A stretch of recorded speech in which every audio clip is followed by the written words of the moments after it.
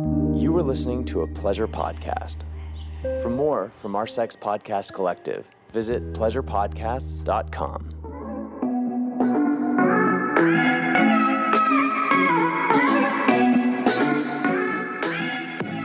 Hello and welcome back to the Horny Housewife podcast. It feels like it's been a lifetime since I've recorded, but really it's only been a week. No, 8 days, but it feels like it's been a lifetime because I did 2 trips. You know, if you listen every week, you're like, we're caught up, bitch. And I'm not going to give the spiel, but here I will update you. So let's start in chronological order. I went to Great Wolf Lodge. I don't like that I can see the little camera of myself right now at all because I literally look like poop. What happens when you shower and then fly? Something happens to your hair in the air. I don't know what happened. Maybe it's because you're just like kind of like fucked up. And then after I laid vertical for a long time and was like, tap out, you're in, Daddy D, you're in. And I love him extra right now. Distance does make the heart grow fonder. It really does. I was like, I love you. I love you. I love you. Why did I want to go do that by myself? Like, why did I was like, this would be so, we'll make it a tradition. And we will make it a tradition, but I think my husband needs to come to them because it's more helpful. Single moms are the strongest, most badass, deserve to be paid double just because they have so much more emotional weight, mental stress weight, like things that you take for granted. And so sometimes I think, and maybe subconsciously that was it too, just like we're always together. I see him every single day. He sees me every single day. And if anything, I think I'll miss him more than he'll miss me because she chats. So I stayed really busy. So I wasn't like, oh, I miss it was short. It was a short trip. Like that feeling didn't occur. But the level of appreciation that I had for my spouse, that went up. Like that was a nice reminder. It's good. It's good for the relationship. It's good for the relationship. So yeah. And then you like want to have sex like so many times in so many hours. And like I love that. You know, every marriage needs that. When you get in a roommate phase feeling or feeling like you have to be really intentional in a season because it's busy, because the age of the kids are at a time that is demanding in a different way. Like they can do a lot more for themselves, but there's so many more activities and there's new hurdles and new obstacles and like new ways you view how you parent. And you're like, I got to clock this. I got to change. I got to do this. We got to make sure we're coming together for XYZ because you are responsible. Like you have a key role in how these children turn out. And I think I'm in the middle of it, so I don't know. Because I think about all the mistakes that I had. We'll have to circle back because the ADHD thing. To my update. I promise I'll try to be quick. Like, you're lying, but I'm going to really try. Why not? We're just fucking chatting. It's a fucking podcast. That's what a podcast is, asshole. We're in the middle of it. I'm in the middle of it. It just takes some time. Little girl, you're in the middle of the ride. Everything will be. So, she's not a singer, she's not a dancer, but we're in the middle. And I feel like I'm doing like a Hunchback of Notre Dame. I want to be like up here. If you're not watching the video, you didn't get to feel that as a whole. But I'm okay. I'm here now. My neck. See, that's why I like holding the mic because I have like a neck problem. You're like, isn't this stuff you're supposed to like work out and talk about behind the scenes? You're right. So I may get older. My child get older. Children. I'm a stepmom as well. And I see it from a new lens, a new perspective about this time. But 15, almost 16, super close to 16 and 8, very different personalities. Both amazing, both smart, both athletic, both mad love for. Is the 8-year-old a little more difficult? My child, my spawn, my offspring, a little more difficult? Yeah. Mm-hmm. So I wonder, sometimes I get intimidated, sometimes I get scared, and that when something takes like, oh my God, I need to like read about what a strong-willed child, like a strong-willed mother. And me being a kid, where my parents were like, you're choosing the hard way. It's like, oh, the stubborn kids. I was stubborn. I'm seeing stubborn. And you're like, I want to do things differently though. So my child feels validated and seen instead of like, just stand there. Don't be heard. Zip it. This is an authoritative dictatorship, like that kind of thing. Like I want my child to feel heard. But it does take a toll on your relationship as far as like if that's the atmosphere where when y'all are all interacting together, it's just not sexy. It's not always bad. Of course, there's like fun times, joyous times, trials, meltdowns, not getting your way, that discipline, all that kind of stuff, doing things you don't like to do that we have to do, being responsible. I think a lot of us are parents, listeners, so that's why I'm not giving a fuck. And there's intro skippers, and you can join that club. But I love all the letters that I get lately. I love the intro. I get those so much because I say this and be like, feel bad for myself for a little bit. Enough of you are like, we need this kiki. So this is what we're kikiing for. And a lot of us are parents and know and feel what I'm talking about. That's why it's important for you to go on trips together without your kids, go on a date night. And it doesn't have to be this like, oh, we have this on the calendar. Like truly, when life is so busy, I'll be like, you know what I can do right now? I could go grab lunch, bring it to Derek. Hey, you want to meet me here for lunch? Like just like something we can do, a moment to connect that's not in the same environment as us being on and attuned parents. Family dynamic can look different than how you, especially if you have like a foul mouth and a dirty humor, and you want to like, that'll look different around your family than when you're alone. Correct? Correct. So don't forget about how important that time is for your marriage. And then sometimes you may think you need to come together and you're not able to because of the family dynamic. And so maybe you even go prioritize yourself. And when you really tune in to like love yourself, do something for yourself, even if it takes a little bit of work,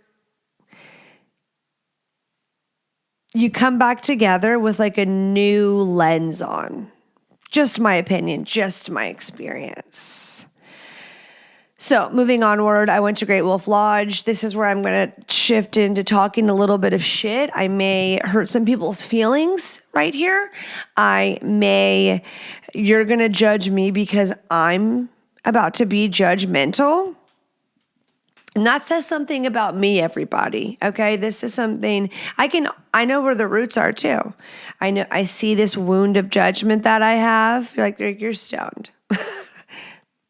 I see this wound of judgment that I have, and I know where it originates. And I will say, there's multiple places where this it stems out. Jesus Christ, Jordan, get to the point. But I am not a GWF or Great Wolf, a GWLer. Is there a chance, and I don't want this to happen, it's because my kid at the end goes, let's make this a tradition, and so there's that, the sweet longing of a child who had a good time, even though he is so my child and recognized, he goes, Mom, this place looks a little sus. And I'm like, that's my boy. That's my boy. So no offense to anyone. It's a little Disney adult adjacent as far as people there. There are other people there that I know are a part of my tribe. There has to be another woman, definitely a man in there that's like I think that's going to hurt my YouTube monetization. But I can't not tell the truth. I can't not tell the truth. I even said to my mother-in-law, and I'm sure my mother-in-law, she would laugh when I make these jokes. Which all of a little bit, a lot of it, the whole truth to it. But I wonder if she was like, can you shut the fuck up? And I tried. No, I wasn't just negative Nancy and shitting on everything, guys. I wasn't just like, ugh, to everything. In my head, ugh. And I know they have them in different states. And even if it was squeaky clean, which it wasn't, but even if it was like brand new, maybe if it was brand new and squeaky clean with, I can't even talk, much better service. I was going to say exceptional service. We're not near that.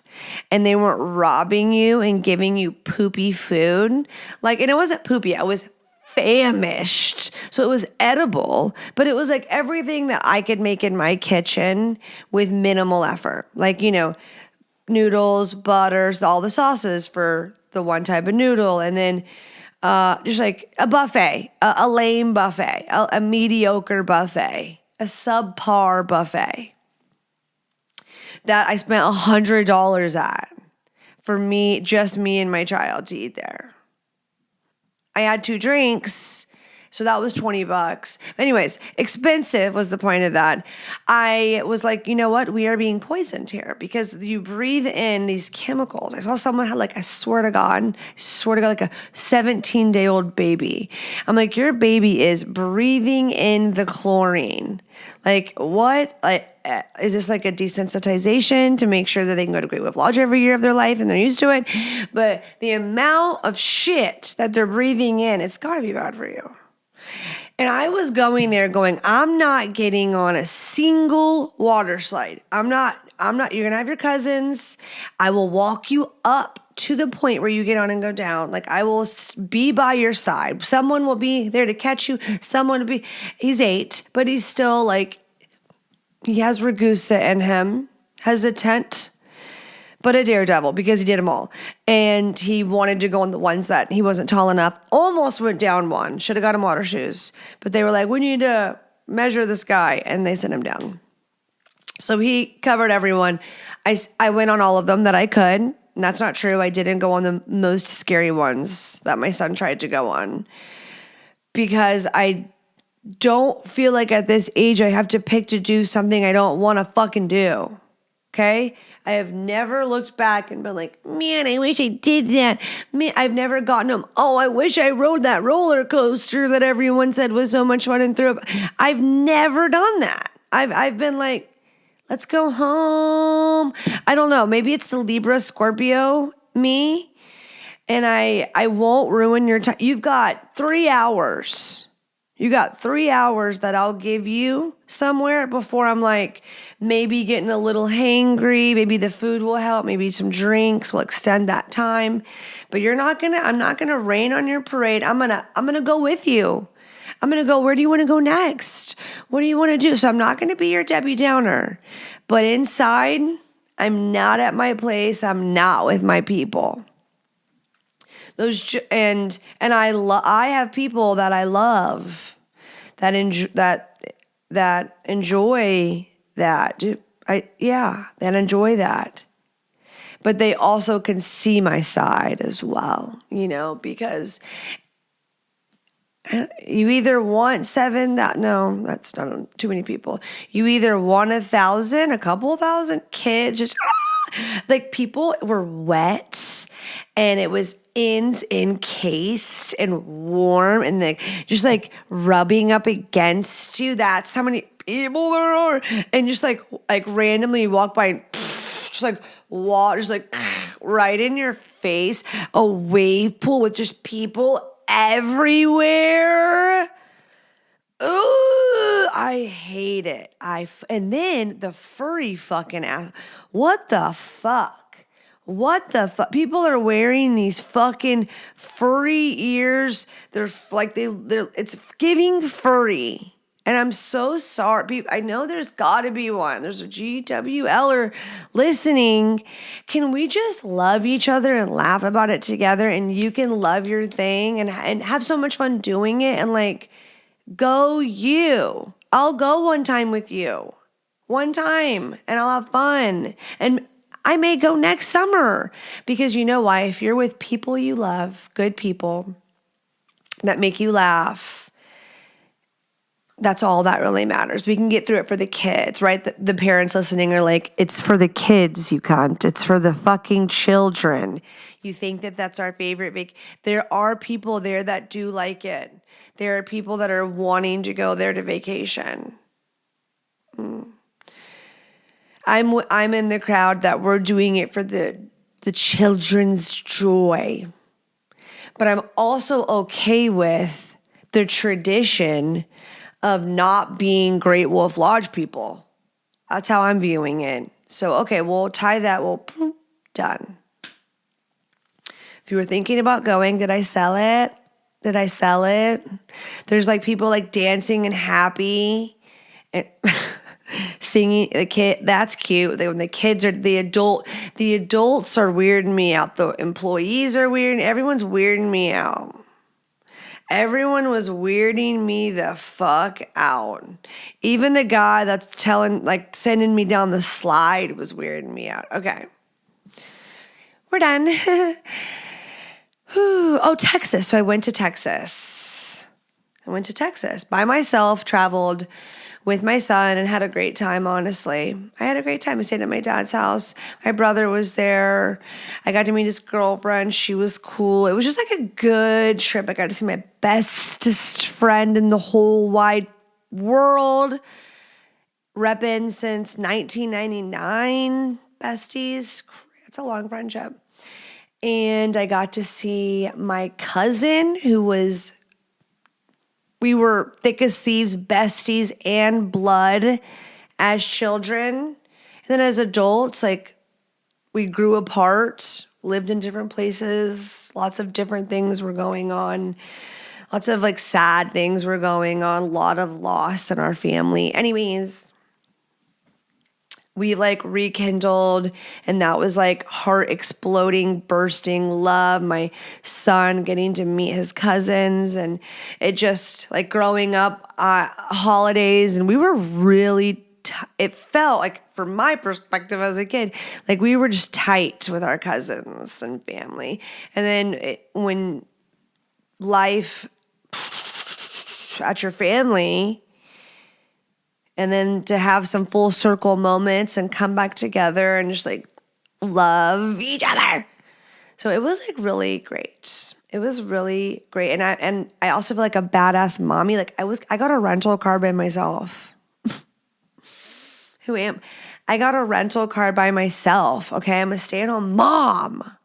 With a podcast.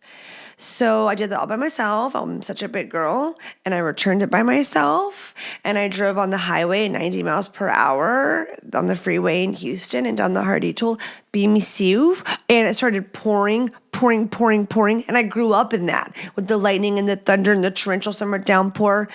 And I'm this feels like home. And then the rain came and I'm felt like 16 years old driving to Marley Fest for the first time. And I ate 2 weed cookies on top of smoking a joint. She was always hard in the paint for the weed. And driving to Marley Fest with my best friend, and this torrential downpour comes. And I remember not having an easy tag and my convertible Beetle, and I just drove and I couldn't see it. I'm we're just going to go through the easy tag lane. And I never got the ticket because it was raining so hard. How could they have gotten my license plate? But I was scared. I'm dude, we're going to die. I really don't remember the Marley Fest very well. I bet it was good. I bet it was a good time. Let's get into today's EP. I do think I might have Tourette's. I wonder if someone was sat with me for a couple of days when I'm home alone and they'd be you do have Tourette's. You do. Bag ol' listener questions.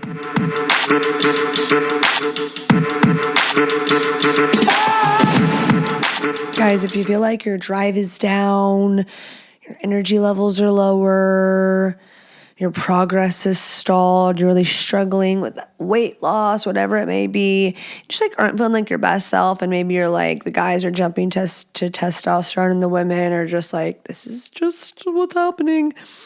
Really, you need a custom plan, and that's where LifeRx.md comes in. You get your labs done, you'll meet with the licensed provider to build a personalized protocol using GLP-1s and peptides that actually match your goals. Recovery, sleep, fat loss, focus, whatever you're struggling with, there's a way to get back in control. And with LifeRx, they really value it being a sustainable thing, not just this like, okay, we do this and then what's going to happen now? We're going to gain it all back? Like, we're doing the long game here. They offer a wide range of peptides, including NAD+, sermorelin, and lipomino, just to name a few.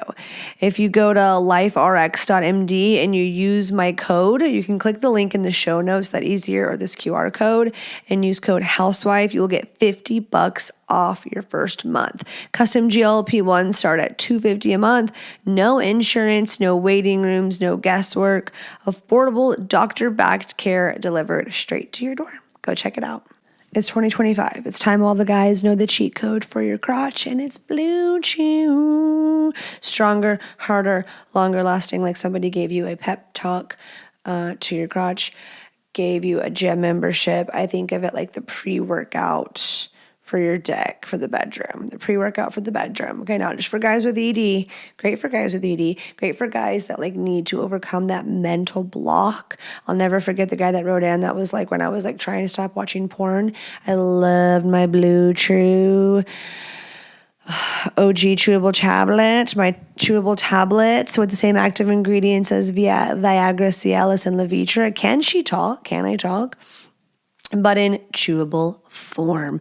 Really helped him take the mental aspect, like the pressure, oh my God, am I going to be able to get it up? So he could be present. And that was his aid to get him through that transition. Beautiful. What a fucking testimony. Okay, but for other people, they're just like, I'm trying to go multiple rounds. I want to leave a lasting impression. I want to enter the room dick first, okay? You could be missing out on the best sex of your life. It's not a supplement. It's an erection resurrection. So if you go to bluechew.com and use code HOUSEWIFE, you can try 1 month free. Just go to bluechew.com and use code HOUSEWIFE. Click the link in the episode notes. Discover your options at bluechew.com.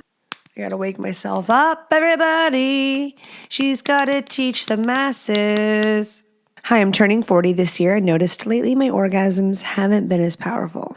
I've always been able to climax and they've always been great, but the past few months it's been like so underwhelming and kind of disappointing when I have an orgasm. Husband isn't doing anything different. Not sure if it's just me getting older or something else. Okay, the first like natural curious thing I thought, many things because I'm ADHD, so like 7 tabs popped open at once. Oh, I went to Chipotle and really zipped it up. Sorry, audience. I know y'all want a little gleave, right? It's the Horny Housewife Beyond brand. Chipotle, the podcast.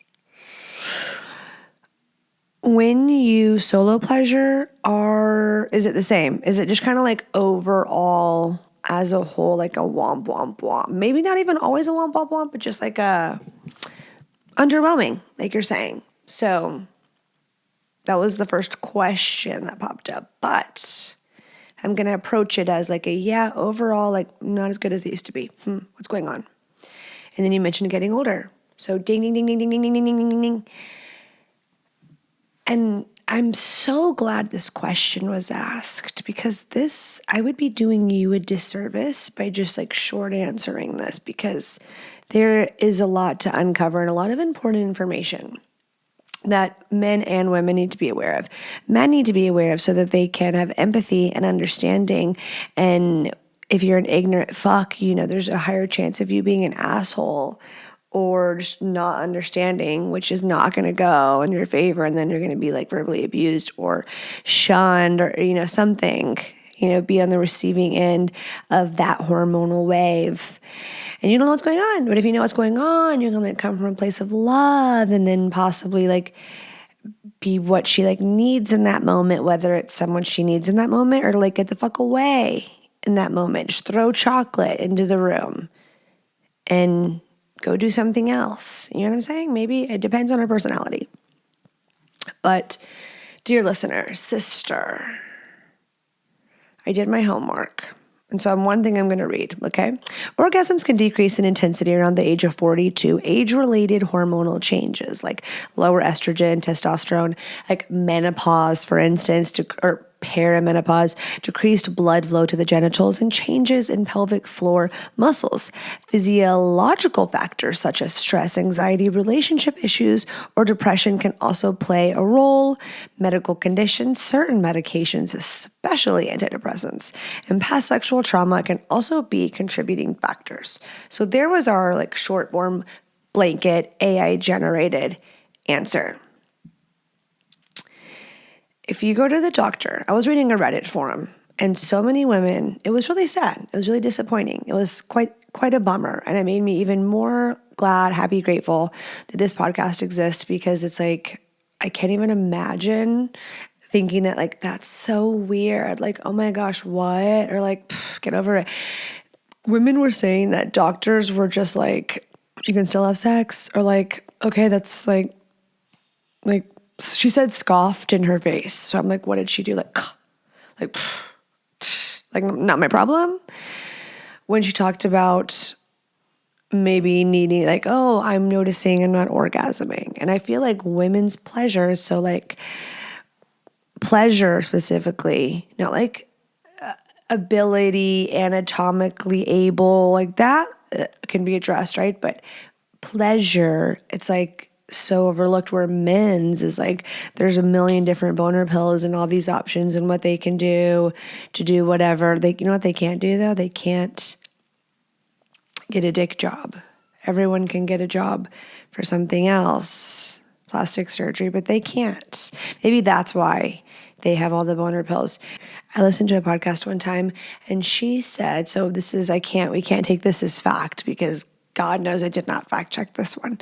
She said that Viagra does the exact same thing for women. Yeah, this would be bad medical advice. So flashing lights, flashing disclaimers. This is not medical advice. This is coming from a dumb bitch. Just kidding. Am I?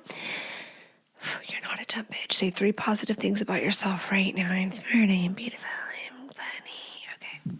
She said that Viagra is the exact same thing, but it was marketed towards men. So I'm going to fact check that and come back and talk about that. Because WTF. But I know now, present day, there's definitely, I've seen the commercials. Lady boner pills, if whatever we want to call them. Because I guess it is a little, her clit is like a miniature one. Okay, listen, you're like the listeners, like, please help me and quit talking about my clit being a little boner. You're going to have to advocate for yourself. Hunt, search. If you don't have good friends that can give a referral, like your local workout studio, start quizzing these ladies. Bond with one of the ladies that you know, like, you probably has a really good coveted doctor. Okay, if I know who her doctor is. Go on like neighborhood mama groups just for the pure fact, not because you want a mama time, but you want to know who the good doctors are, the good, and not for the kid. I mean, yeah, for your kid, but like get one for you. You can join a group. Of course there's a group for fucking everything. Of perimenopausal women, and I'm not saying perimenopausal, hormonal changes, anything. They're going to have the good doctors though, because what kind of approach do you want? Like, I would want someone that also considered like the body as a whole. Like, obviously, we need to supplement things that aren't in abundance that we would like to have more of, but also things we can do in our diet, in our life. I don't know. Okay, the whole bod, all the effects, all the symptoms, because there's so many. And people are listening that are experiencing it or have gone through it and are like, bitch, you don't even fucking know. It's going to be one of those things. I'm like, you just don't know until you go through it. So I don't know, but I've read. And I've seen friends, my mother, thank God my mother did this, because now that's kind of how it became on my radar. She was like on the mission, on the journey to figure out how to have a balanced hormones. And you got to keep getting those levels checked. And it doesn't sound like it's just, okay, here you go and good luck. It's like, it seems like a dialing in process. And as we age, things change, factors change. So we have to change that. And while that can sound intimidating, daunting, what's the alternative, right? So I think hunting for finding that interview I did with Marcella Hill, such a great episode, was so great, so informative. And she seems to be connected to a plethora of resources, including doctors. So that is something that I feel like you have to check off, like this specific listener and all women out there that might be like, oh, I've noticed that too. There's a gazillion symptoms, and that being one of them. Like, it's more difficult to become aroused. And then just going to the orgasm thing, do men realize that 50% of women don't orgasm? Like, they're not having orgasms, regular orgasms at all? And 10, or what was it? Was that really it? I think it was rewind, backpedal. They can't have it through penetration. And I think, here we go. 50% have difficulty reaching orgasm. And 10 to 15 have never had an orgasm. Okay, we clarified. So out of 2 women, one of those women is going to go, yeah, I struggle in that department. So yeah, are there going to be a portion of them who maybe the husband is a really large part of that? Maybe their marriage, maybe her past. There's a gazillion factors. Religion, her upbringing, a medical condition, all these things, right? So it's not just one thing. It's usually not just one thing. Now, is there a possibility or maybe just a side factor on top of being like, I think maybe I'm low in testosterone. Things are not, I need a little cocktail, a little hormone cocktail for me. Maybe the routine is just not doing anything to your body anymore. Like, it's like you've become desensitized to the routine of the sex that you're having. So I think it wouldn't hurt. And probably, maybe you won't, if you just go do that, maybe that doesn't change the orgasm you have. Maybe it does. But why the fuck would you not want to go try that route? Like, let's mix it up. Let's do something different. If you haven't watched the movie The Vacation, I highly recommend everyone watch it. They redid it with the Griswolds. Okay. Also, what is this routine sex looking like lengthwise?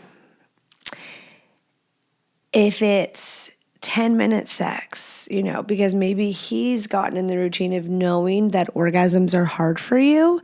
So now maybe, and I'm not blaming him, but if something is one way for so often, their husband's like, yeah, she can't for some reason, or it's like really, really, really hard for her. So it becomes like, okay, now it kind of like is about him. He's like, stop trying because he thinks there's no point. And I'm not saying he's doing that, but it's fair to bring up to like, check yourself before you wreck yourself, because that's no fun, right? If we don't prioritize their pleasure, say you're a man listening out there and you're like, my woman has struggles to have an orgasm, or she says it's not about me, it's like a her thing, this thing.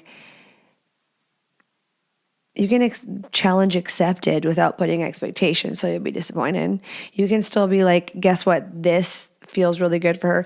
These kind of things feel good for her. She likes that. Do all of those things. How many women have been like, oh, I didn't have an orgasm when we did that, but it was like, felt so fucking good. So it was me. It was in my head, or it was something came in and interrupted. Doesn't mean the last 12 minutes weren't so much fun, just that, you know what I'm saying? So you could really focus on the things she likes to do and not be a selfish lover. So just a little tip for any man listening who might have gotten in the comfort zone of being like, oh, this just doesn't happen for her. There's 2 people still doing it. You don't want her to fucking hate it. So you said he's not doing anything different in your question, but you didn't say, I love the sex we're having. So had to bring that up. But I also think it's worth considering going and seeing what's going on with your body. Just because at some point you're going to do that no matter what, you should, to be your best self. And then you could find out more than you even wanted to know.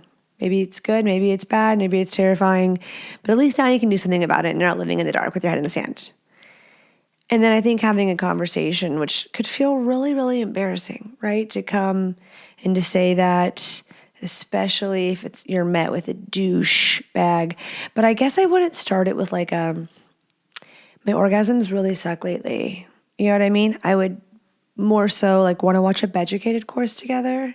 Do you want to have like erotic play dates and we spend intentional time?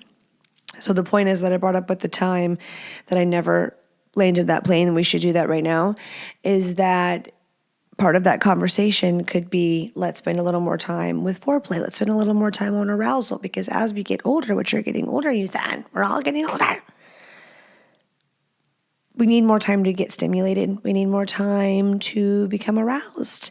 Lube can be our bestest friend, because sometimes we can get really aroused and it's just not translating. It just takes more time. So men, if you need a fucking delay spray, popstarlabs.com/horny housewife.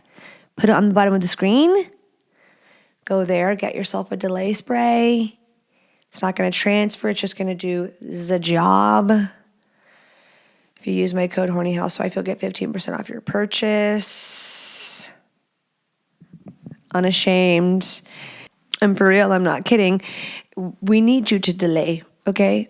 She'll appreciate the delay. Dear listener asking, mention the delay. Say, I heard this crazy ad. It's called Popstar, and they have a delay spray. Can you believe it? And she's just sold the shit out of it. So, like, I can't help but be like, let's do it for longer. You got to try this out. At least give me your feedback. Spray it on. Wait a minute or two. It's a very high concentration, the strongest on the market, of lidocaine. And again, it's there to do its job there, not to numb you out or kill sensation. Because if you're lengthening the time that you're in the bedroom, you're going to drastically increase her chances of getting off. Because so many of the times, so much of the time, like she's struggling. So much of the time, women just aren't getting enough done. And that's sad. Isn't that a sad story? What, men get off at the average, I think, 5 minutes. And women, it's 18, right? Don't quote me, but I know it's more than double. Which means we need more loving for longer. And some guys think that foreplay is just the physical part. And it really starts with like emotional and connection and mental, and then graduates to physical, and then goes to the red light Jones, and then penetration. So it's like a much slower process than men. If they were describing their ideal foreplay, they'd be like a blowjob and then fucking. Looks a little different. So, okay. I hope that you enjoyed that. You're like, did you even help me at all? Yeah. You're going to go find some good resources and go to the doctor. You're going to have a slightly embarrassing, uncomfortable conversation. You're like, that's unlashed. But maybe just some like, let's take a Beducated. Let's order you some delay spray, a link in the bio.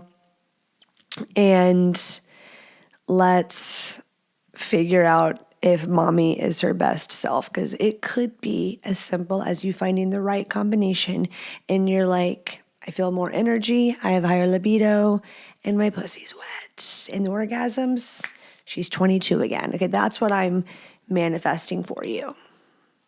Moving forward. Hi, Horny Housewife, new listener to the podcast. Been really enjoying it. I have this kink that I really enjoy hearing / learning about other people's sex life and experiences. So is this podcast a part of your, like, fulfill your kink? It has to. It arouses me, but I also find it very interesting to learn about what's out there. I've told my wife about this kink, and she's not the biggest fan. not really sure how to proceed. I obviously want to respect my wife's wishes, but I also enjoy my kink. Any advice? Thanks. I mean, I think her not being the biggest fan just means that she's not totally comfortable with that topic maybe. Or okay, let me put myself in her shoes and not be the C word. Can you believe I said the C word instead of saying the C word?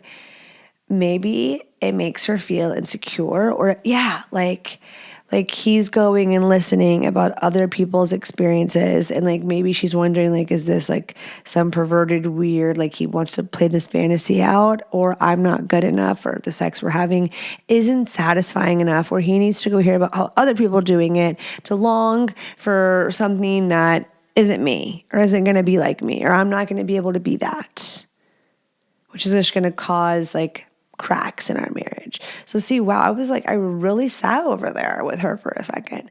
So that was probably really helpful for this listener to hear, because I just gave you what your wife is probably subconsciously thinking and or actively thinking, and maybe she doesn't want to share with you.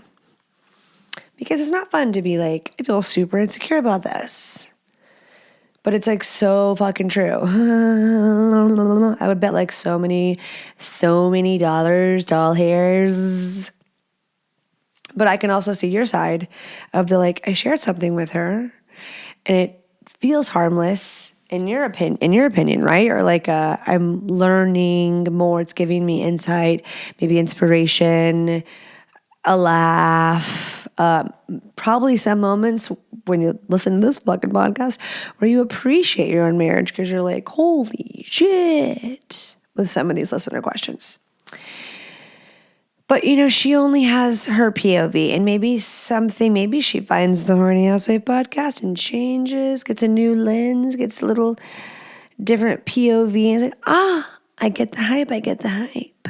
Maybe it turns her on. So it is what it is. But how you proceed is you keep on listening to this podcast, share a few with the wifey. Just kidding. But I guess as long as it's not actively like harming, if this is causing harm in your marriage or sex life, or like she's bringing this up and she's like, when are you doing this? How often are you doing this? And now she's kind of like put a guard up and she's turned off and she doesn't want to be intimate and it like comes up and it's like a thing. Whether it feels fair or not, it's like a thing. So if that does happen, offering her reassurance, like, hey, I'm here. I'm not going anywhere. I maybe don't understand entirely, but now that you've listened to my answer, you do a little bit more. But you can be like, I want to try to understand where you're coming from. So if you could, like, what are you afraid of? Or why does this make you feel so uncomfortable? And then, fingers crossed, she can get really vulnerable and admit what I already called it. I called it, maybe not. She can share why it bothers her. And then you can, don't get defensive. Don't get pissed off. Because even if it does trigger you a little bit, I want you to be the bigger person. I want you to offer her assurance. I want you to soothe her, console her, especially if it's like coming from a place of insecurity from her. And you may take it as control, but we're going to try not to do that. Okay? And then hopefully if you can, maybe it's easy for you, maybe it's not, maybe it's stepping out of your comfort zone to offer her that assurance. And you will see, especially if this is a new thing, that this will diffuse the matter. Like this will actually like cause her to probably calm down, regulate her little nervous system, and maybe feel like consoled and comforted and then more at ease. And then she can sit with that. So sometimes we need to sit with things for a little bit. So have that conversation. If it's causing, like this is getting brought up. If you're like, oh no, it's not going to get brought up because she said she wasn't the biggest fan and I want to respect my wife's wishes. So for all she knows is that like, I'm not partaking in this kink anymore. I do feel like it's a little unfair, right? Especially if it's like, is there something that I'm missing? I enjoy hearing and learning about other people's sex life and experiences. So like, where are you getting it from? Is there anything like dark about this? Is there anything like, weird, like where are you getting the kink fulfilled from? Are you going to like in-person meetings where everyone's like talking about it with boners and circle jerking? Like, yeah, like let's not do that. I could see why she would feel like but if it's via podcast or you're reading a Reddit thread, which even those can get like, so if you're whacking it to Reddit forums all the time and it's taking away from your sex life, like, okay, it's problematic. So I think your best bet, the best true solid advice is to go have a conversation. So maybe you'll get on the same page. Maybe you won't see eye to eye, but maybe you can get to a place where it's like you have a better understanding and don't go in with the expectation that after the conversation, everything's just going to be on the up and up because you let her in. And maybe it's even worth asking what turns her on, what's she into. And if she doesn't have those answers at the end of this conversation, if y'all walk away and you have kept your cool and you have reassured her and you have informed her and educated her on like what it is, like what you like and why you're intrigued about it, and tell her like your ideal situation, like sex life, and how that's rooted in like loving her and pursuing her and the connection, and how as a man, physical connection is really important, just like I'm sure emotional connection is for her. So how can you show up more for her? Like, do you see where I'm going? Like if you showed up as a supportive partner, we could get all this out on the table, and then whether she's frazzled or like, oh my God, I don't even know what I fucking like, and I'm bothered by this, let it sit. Now let the dust settle and say that we're going to shelve this for a sec. We'll revisit in a week, in 5 days, in 3 days. Like minimum 3 days. So you can really sit with it. Maybe she has a best friend she talks to, you know what I'm saying? Maybe, and then she gets another POV. And maybe she comes around and she's like, you know what?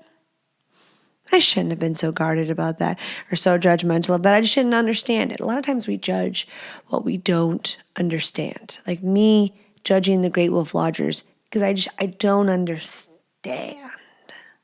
You know? So, fingers crossed for you, and glad you're here. Guys, this whole time I've been like, why is my hair? It's sex hair. I'm like, it's airplane hair. My husband was like, it's sex hair. I'm like, oh, how fitting, how on brand. Perfect. Okay, all my listeners that have been here for a minute, they know that I moved like 8-9 months ago. So I've been like redoing everything.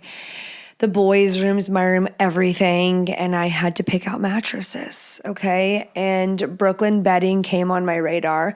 I do my homework when it comes to things. I care because some people are making something, charging you a gazillion times more than what it costs to make it. You gotta know. You gotta know what you're laying on. You want it to be comfortable. You want it to be sustainable, where it's not amazing at first and then turns to poop. And I came across Brooklyn bedding. Now, for all of the people that love a good made in America, American success story, listen to this. Brooklyn bedding started with a man named John who built his business from the ground up in Arizona, right here in the USA. No degree, just old school hustle and a dream. Okay, my husband loved the story. Fast forward to today, and they now make some of the best mattresses you can find. Truly, I took the little mattress quiz to find out like what was the best one. Like my son's a hot sleeper, so we wanted something cooling, and that's fiberglass free, like peace of mind totally. Great materials, just enough coils with the memory foam, because if you're just on the memory foam, like you need the support from the coils. I'm impressed. So go check them out if you're looking for a mattress. Maybe it's time to get you a new one. Guys, husbands, don't be that person. You know, we sleep a large part of our lives. Okay, we sleep a very large part of our lives. Let it be on something that is worthy, that is comfortable, that is supportive, okay? So go to the show notes or go to brooklynbedding.com and use my promo code housewife at checkout to get 30% off site-wide. And this offer is not available anywhere else, so take advantage. That's brooklynbedding.com, promo code housewife for 30% off site-wide.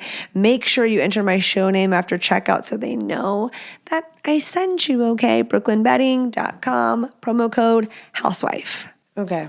Question number 3. You always talk about communication, but how do you talk to someone who's not interested in you, that hates you, that's always telling you if she had the funds, she would leave you and be by herself? So it was my lot in life to be alone and with no one. I know I've made mistakes and been trying to move forward, but where to? To have nothing and no one. Okay. Now, to give everyone a little more context, because that just sounded very angry, this man did write in like so much more before and basically described his sexless marriage, okay, and the fact he's made mistakes and stepped out, and that he's dealt with a lot of catfishers and scammers and never can find like anyone but bleh, grossness that he can hook up with. He gained a little weight. He stopped drinking. He's going to have 1 year sober and trying to make things work.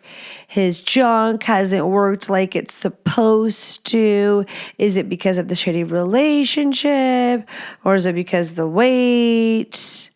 You know, all these things. So it was worth skimming through what he's written in to bring that up, because it really leads us to the meat of my answer.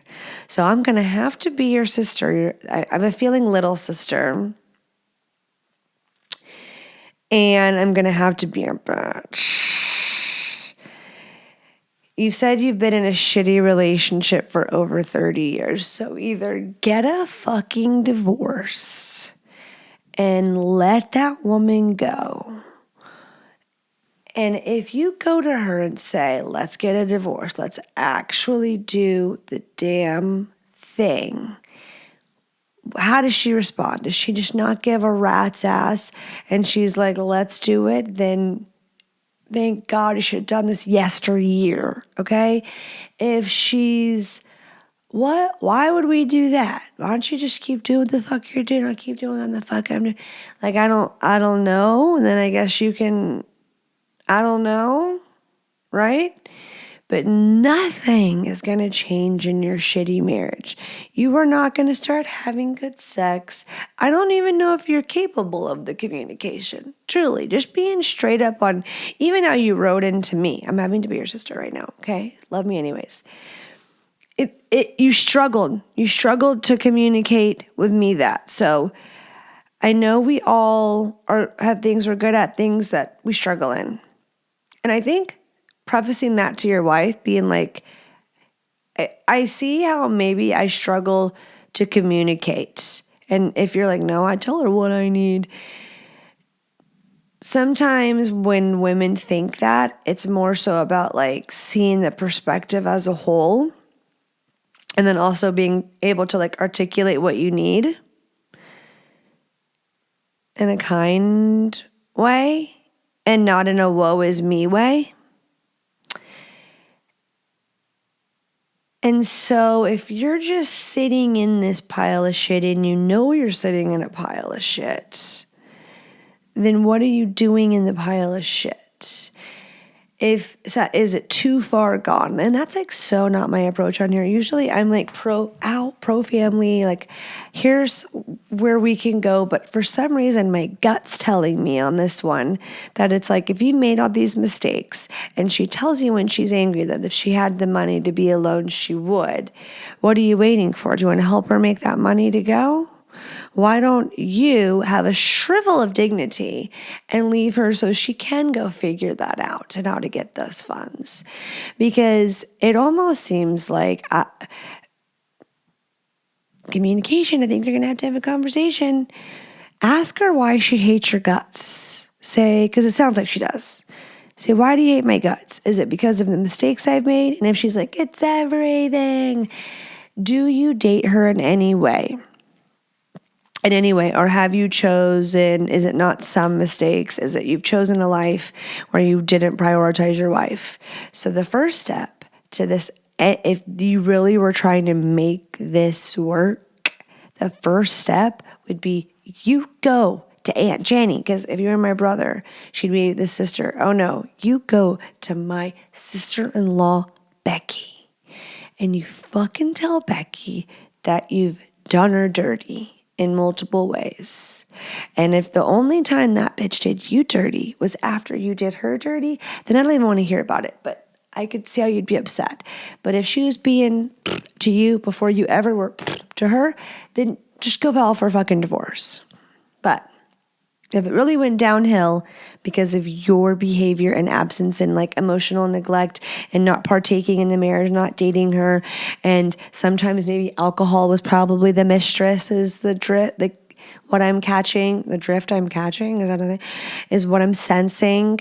So whether it was women or substances or alcohol, whatever it may be, that was taking you from her emotionally, mentally, physically, acknowledge that. I don't know if you have or haven't, but if you haven't, please do so. Please say, hey, I have totally done you dirty. And I could see how after so long that would just callous a person. Maybe write this down, that death by 1,000 paper cuts, or maybe death by 1,000 stabs, shanks. So some people can take stabbings, more stabbings than other people for whatever trauma response reasoning. So I don't know. You're going to stay in your shitty pile. You're going to leave, and it's going to maybe be difficult and shitty, but at least you'll be on the other side. But is why you're making it work because you can only do the online grossness and you feel like life is surmounted, like just you get gross or homely is what I think you called your wife. So if you start caring for you, why don't you work on becoming the best version of yourself? And then I guarantee you the rest of the things in your life would get better. 100%, gazillion, mazillion percentage chance, guarantee that if you were like, I'm going to step it up in life, I'm going to evolve a little bit, I'm going to start working out, I'm going to eat, but you got sober. You got sober, good for you. But you don't want to be a dry drunk either. You don't want to white knuckle it. You don't want to be like trying to just like chase tail and like longing for the next thing to get you through, Because you wouldn't be writing into me about the same thing or just the misery that you're in if it didn't always keep coming back and like haunting you and biting you in the ass to let you know it's there. Time to make a move. Time to make a couple of moves, I think. So best of luck. Keep me posted. I would love little sissy wants to know what happens. But if that's how you want to die, in the relationship you want to die, but I say her not having the funds to not be single is not your problem. If I don't know, it just sounds like a shady situation. I literally am envisioning a little sketch of a man, you sitting in a pile of poop with eyes and a dress on, and that's her, the poop. Or maybe she has like a bunch of reasons to hate your guts. Maybe if I had lunch with her, I'd be like, I hate your guts too. But I don't know. So I'm going to give you the benefit of the doubt. Okay, last but not least, and if you're listening and you're like, I want to write in, I want to know what Jordan has to say, go to www.thehornyhousewifepodcast.com and submit anonymously, truly anonymously. The name and the email part of the form are not required. So do your thing, make up a name. Love to love it. Okay, last question. You've mentioned your birth control. And as a woman whose husband refuses a vasectomy, we're going to talk. I wanted to know what you thought of the IUD. I've been on the pill most of my life, obviously, except when we had kids. Besides the not having to take a pill daily, why do you choose the one you do? Okay, I'm so qualified for this question because I did mention my birth control on here or Instagram stories. Which one? Both? I definitely did feel that Mirena crash. It expired. I had it for over the 8 years.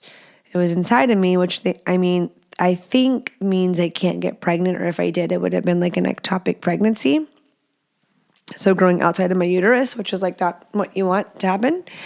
But it was out of hormones. So I was on those hormones for 8 years. And there are a lot of women I love that are really anti-birth control, and they're like all about the Aura ring. And I feel like if I got to pick what kind of princess goddess I would be on this earth, I would be like, oh, like I want to like just track my cycle and be so in tune with my body and just not have sex on those days. But I know my type B unmedicated ADHD ass is going to end up knocked up with that psycho super sperm that he has. And so I'm on birth control because guess what? My husband refuses to have a vasectomy. So let's talk about it, because men get shit on if they refuse to have a vasectomy, and I understand why, right? Because like, okay, if we want to do that kind of thing or get our tubes tied, we're going under anesthesia. Like it's an in-office procedure that is really, really, really easy. And I think that guys should, like every man, if they're really done having kids, like that's what you need to go do. Now, why I give my husband such a pass and don't talk mad shit to him and say you're a selfish douchebag is because he had a very close friend. This man was in our wedding. And they still, like, this man is in our life.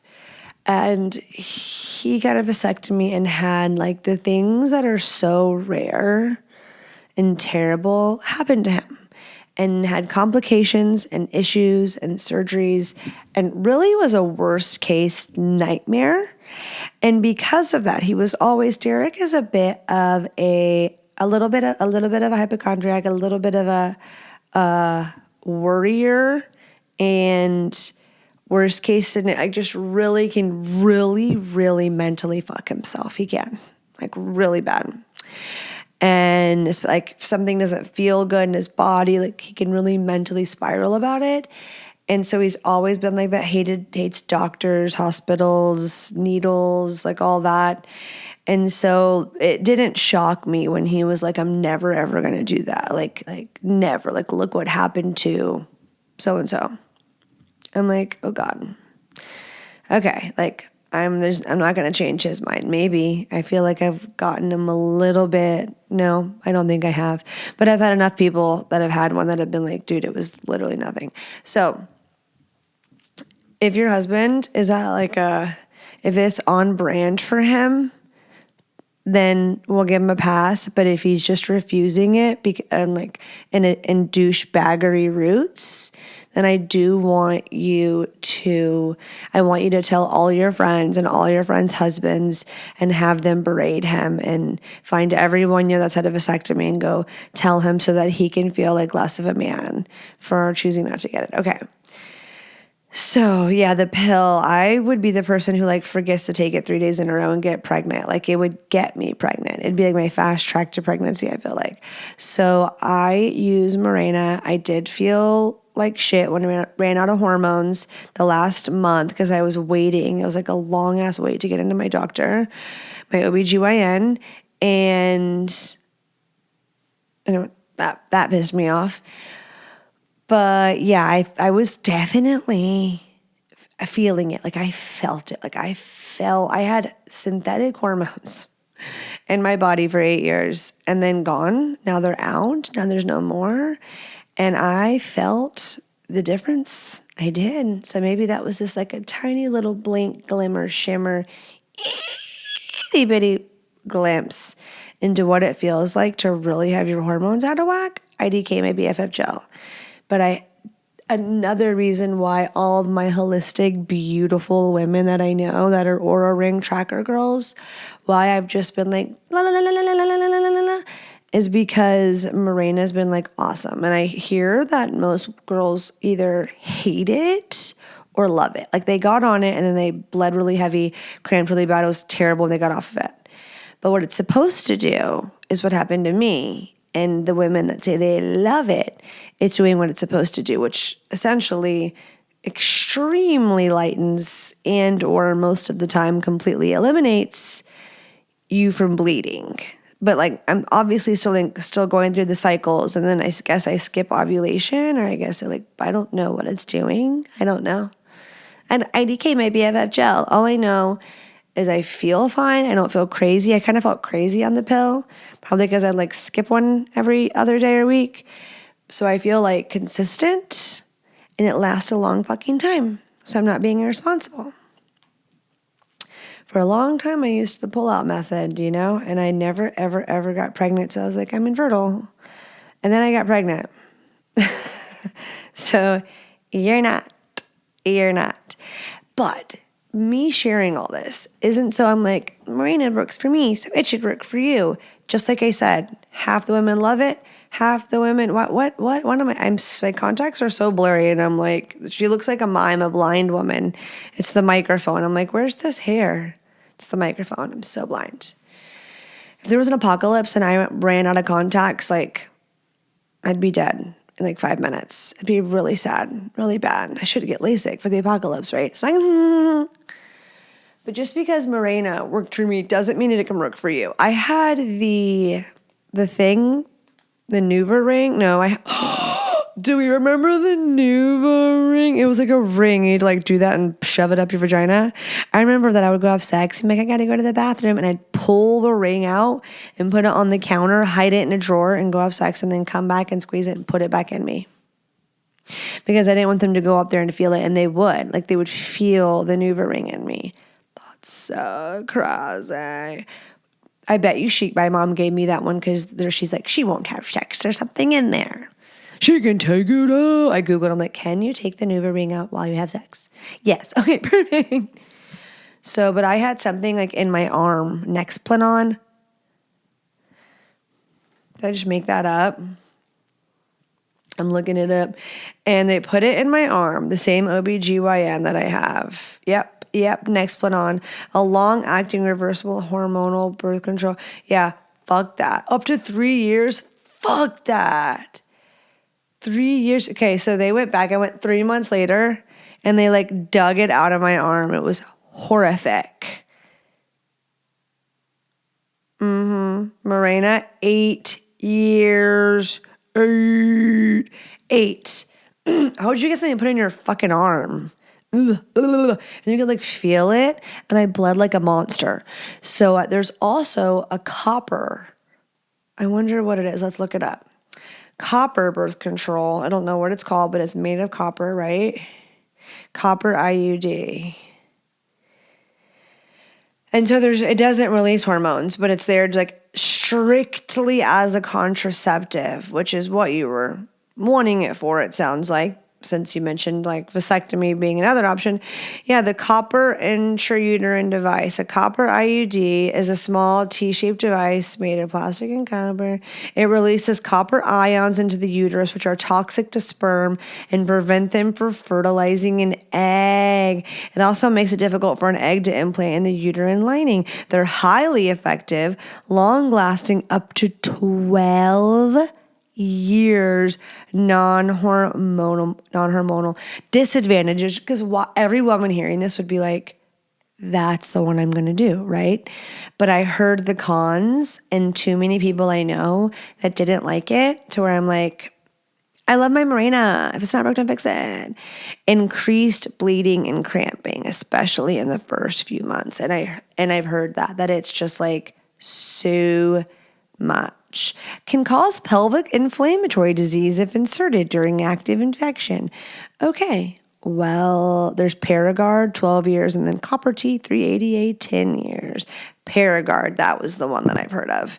So you're just going to need to do your homework. You're going to need to get on the Reddit forums. But again, this is only going to be people sharing their experience. So at the end of the day, what does this mean? Well, you're going to have to try which one sounds like it's a good fit for your lifestyle, which the Aura ring is a ring that you wear and you sleep in. So I guess it takes your temperature, so you're able to know the days that you ovulate, and then you could practice safe sex on those days, pull whatever. So there's your holistic way.